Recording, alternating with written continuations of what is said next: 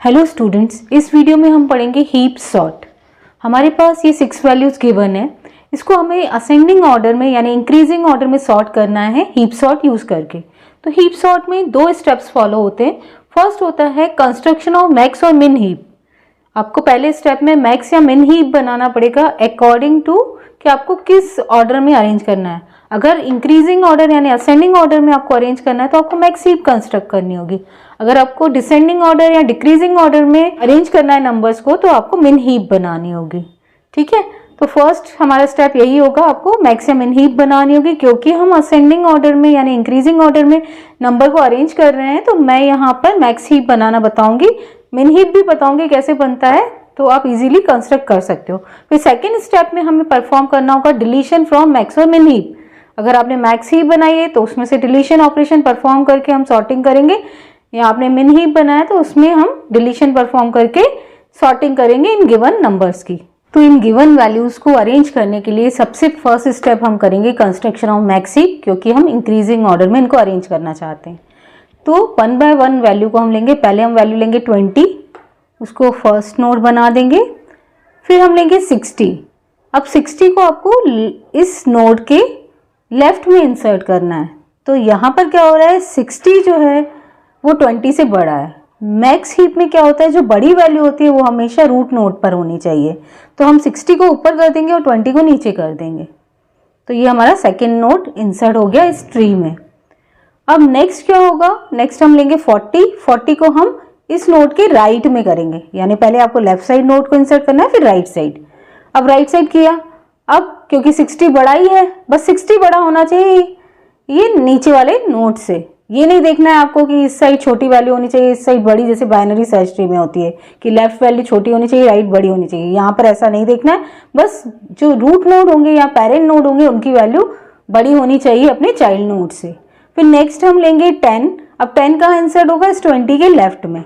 10 ले लिया हमने। अभी भी ये मैक्स हीप ही है, 20 10 से बड़ा है और 60 20 और 40 से बड़ा है। अब नेक्स्ट हम नंबर लेंगे 30 को हम 20 के राइट में इंसर्ट करेंगे। क्योंकि अब 30 20 से बड़ा है, ये पेरेंट नोड है, पेरेंट नोड की वैल्यू ज्यादा होनी चाहिए मैक्स हीप में, लेकिन यहाँ पर तो चाइल्ड नोड की बड़ी हो गई। तो 30 को ऊपर ले आएंगे, 20 को नीचे ले आएंगे। अब देखो ये मैक्स हीप ही है, 60 30 और 40 से बड़ा है, 30 10 और 20 से बड़ा है। अब नेक्स्ट नंबर हम लेंगे 50 कहाँ जाएगा, 40 के लेफ्ट में। अब क्योंकि 50 40 से बड़ा है, पेरेंट नोड से वैल्यू चाइल्ड नोड की बड़ी हो गई, तो 50 को ऊपर ले आएंगे, 40 को नीचे ले आएंगे। तो ये हमारी फाइनल मैक्स हीप बन गई। अब इस मैक्स हीप पर हम डिलीशन ऑपरेशन परफॉर्म करेंगे इन नंबर्स को असेंडिंग ऑर्डर में अरेंज करने के लिए। अगर यही हमें मिन हीप बनाना होता तो हम क्या करते, 20 लेते, फिर 60 को इंसर्ट करते। क्योंकि 20 60 से छोटा है, पेरेंट नोड की वैल्यू हमेशा चाइल्ड से छोटी होनी चाहिए मिन हीप में। मैक्स हीप में क्या हो रहा है, बड़ी होनी चाहिए पेरेंट नोड की वैल्यू चाइल्ड नोड से। मिन हीप में क्या होगी, पेरेंट नोड की वैल्यू छोटी होनी चाहिए चाइल्ड नोड से। तो यहाँ पर हम ये स्टेप नहीं परफॉर्म करते, 20 को यहीं रहने देते, 60 यहाँ रहता, फिर 40 आता तो 40 यहाँ पर आ जाता। ठीक है, तो मिन हीप में बस आपको पेरेंट नोड को स्मॉलर रखना है चाइल्ड नोड से, और मैक्स हीप में पेरेंट नोड की वैल्यू ग्रेटर होनी चाहिए अपने चाइल्ड नोड से। अब मैक्स हीप बनाने के बाद स्टेप 2 हम क्या करेंगे, डिलीशन फ्रॉम मैक्स हीप। अब हमारी मैक्स हीप बन चुकी थी 60 30 50 10 20 40। इसको आप अरे के फॉर्म में अगर लिखेंगे तो किस टाइप से लिखेंगे, 60 पहले यहाँ पर आएगा, फिर 30, फिर 50, देन 10, देन 20, देन 40। यानी पहले 0 लेवल वाले नोड्स को लिखना है, फिर 1 लेवल, फिर 2 लेवल। तो पहले 60 आया, फिर 30 50, फिर 10 20 40। तो ये अरे फॉर्म में हमने इस ट्री को, इस मैक्स हीप को रिप्रेजेंट कर दिया है। तो अब मैक्स हीप में अगर हम देखें तो सबसे जो बड़ी वैल्यू होगी वो कहाँ पर होगी, रूट नोड पे। तो ये बड़ी वैल्यू असेंडिंग ऑर्डर में कहाँ होनी चाहिए, लास्ट नंबर पर।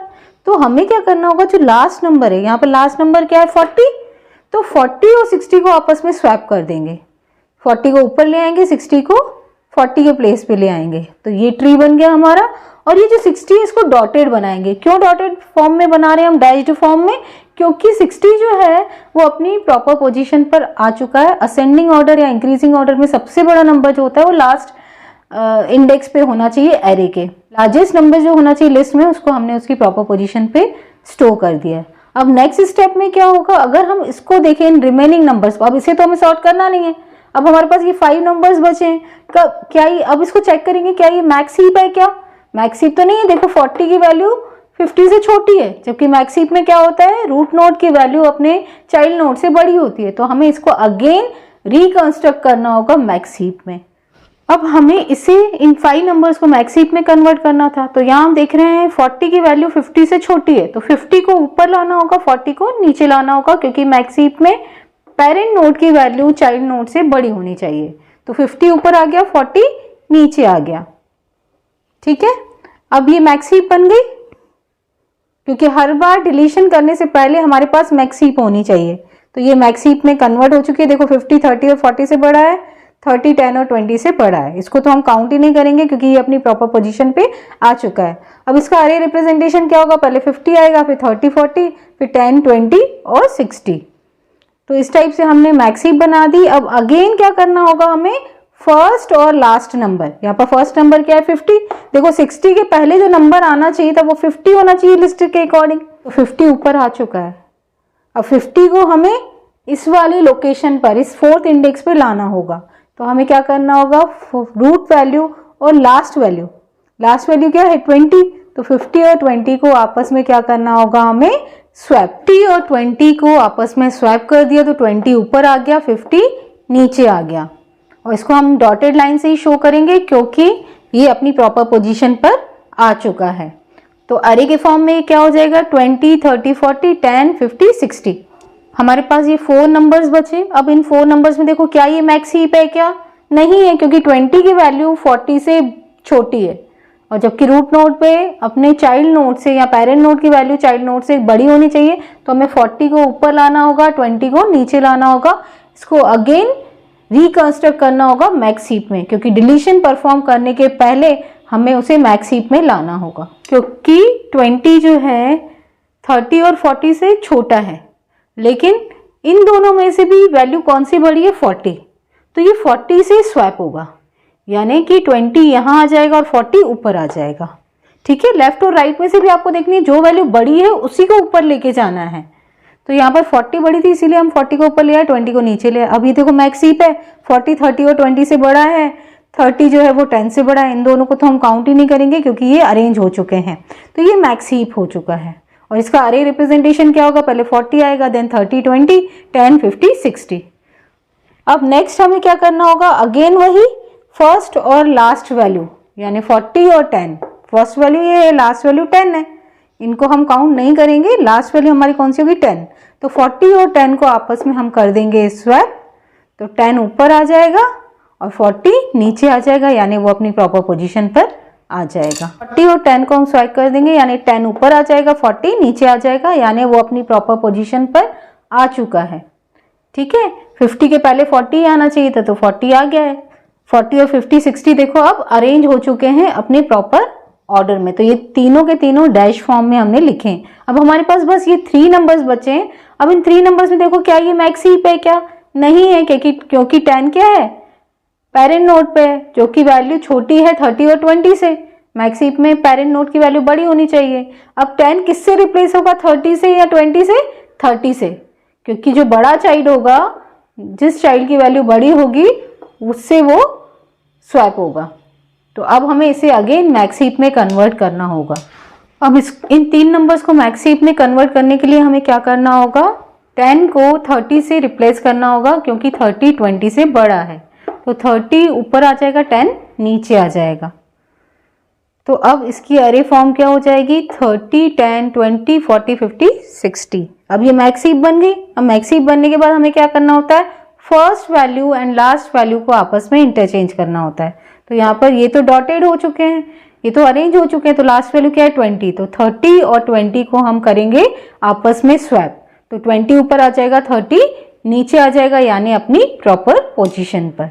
तो 30 और 20 स्वैप हुआ तो 20 ऊपर आ जाएगा और 30 नीचे चला जाएगा। जब 30 नीचे आएगा तो वो अपनी प्रॉपर पोजीशन पर आ चुका है, क्योंकि देखो 40 50 60 तो अरेंज हो चुके हैं, अब 30 भी अरेंज हो गया है, क्योंकि असेंडिंग ऑर्डर में 30 40 50 60 इस टाइप से होना चाहिए था।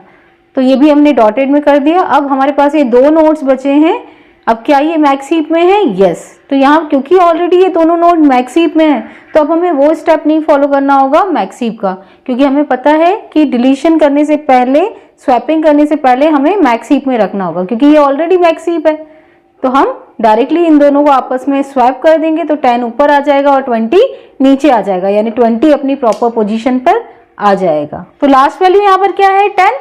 तो 10 ऊपर आ जाएगा, 20 नीचे आ जाएगा, यानी अपनी प्रॉपर पोजीशन पर। ठीक है, तो 20 जो है वो अपनी प्रॉपर पोजीशन पे आ गया। अब हमारे पास एक ही नंबर बचा है 10, जो कि अपनी प्रॉपर पोजीशन पे अपने आप आ गया है। तो इसकी अरे फॉर्म देखेंगे तो क्या होगा? 10, 10, 20, 30, 40, 50, 60। तो ये जो नंबर्स थे वो अरेंज हो चुके हैं असेंडिंग ऑर्डर यानी इंक्रीजिंग ऑर्डर में। तो यही हमारा फाइनल आंसर है इस गिवन क्वेश्चन के लिए।